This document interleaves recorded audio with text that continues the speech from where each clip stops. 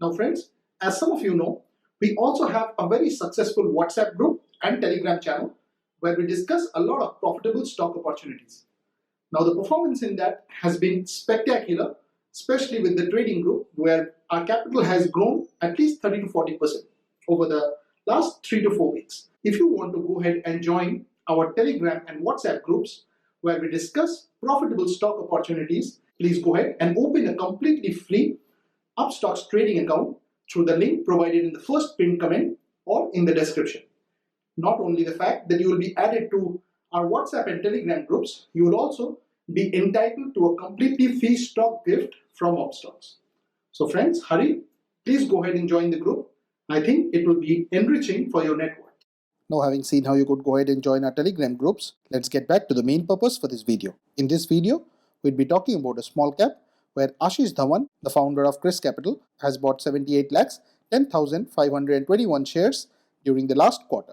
His stake in the company has gone up from 1.82% in the previous quarter to 4.73% at the end of the June quarter. Please watch this video to know more about this particular company.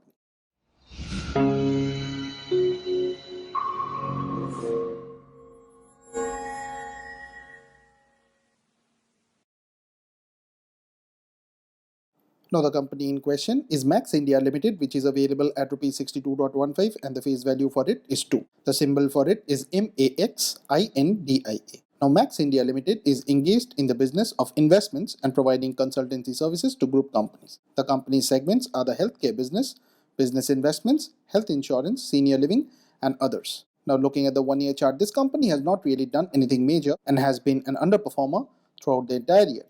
The market cap of the company is 1,668.41 crores, which means that this company is a tiny small cap.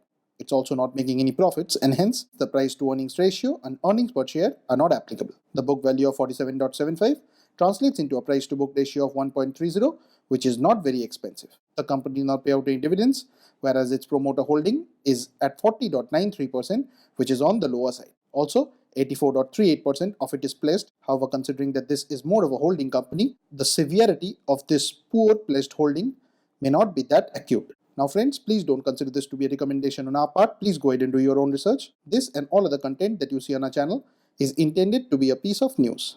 Thanks for watching, and if you have not already subscribed to this channel, please consider doing so.